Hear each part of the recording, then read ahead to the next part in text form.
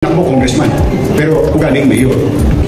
Hindi ko malaman kung paano nila nagagawa ito ng walang building permit. O meron pa isa, doon na sa Quiapo area, easement, ginawang multi-purpose hall na naman ng barangay.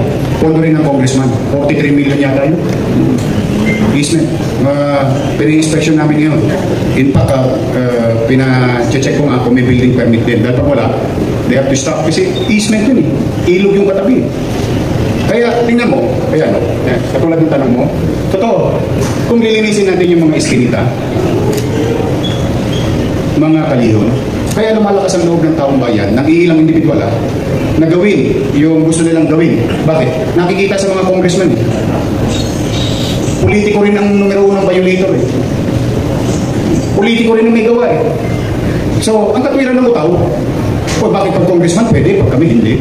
O halimbawa, tanongin si chairman. Halimbawa lang, tanongin si chairman. Chairman, bakit itong maliit na pwesto ko nasa kalsada? Movable naman. Halimbawa, tinanong lang siya. Marunong yung nagtanong. Itong pwesto ko, movable naman. Kaya naman alisin. Bakit yung pinatayo ng congressman sa baketa hindi mag-iba?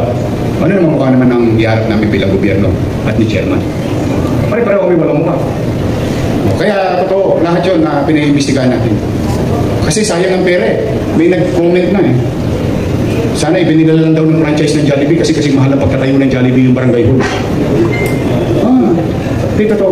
Kaya Maridol, Marisol, sorry. Yung tanong niya tama eh. We continue about these things. I think we should start from ourselves, no? Kami mismo. I think maging takdang aral yan sa mga congressman ng Maynila. That goes to everyone. We cannot continue doing this kasi sisingilin tayo ng taong bayan.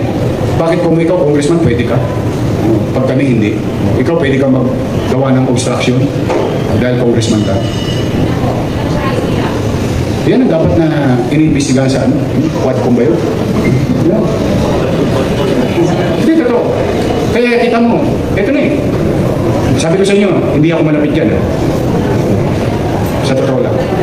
Pero kita mo, siya naging biktima ng sirkumstansya. Yung pamilya Valdez, biktima rin ng sirkumstansya. Both of them are victim of circumstances.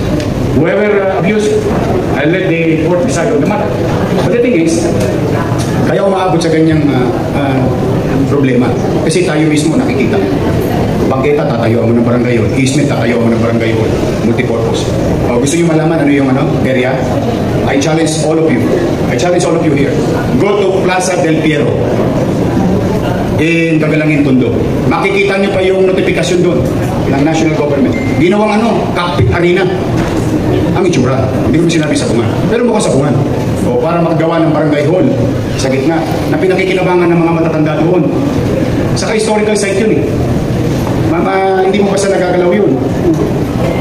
Pero dahil marami siga sa Maynila, lahat gusto maging mayor. Ang tinakbo congressman, pero ugaling mayor. Gusto pala ganun pala mangyari.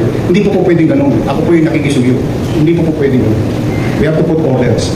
Ayaw ko ng ganitong insidente. Kasi marami pa to.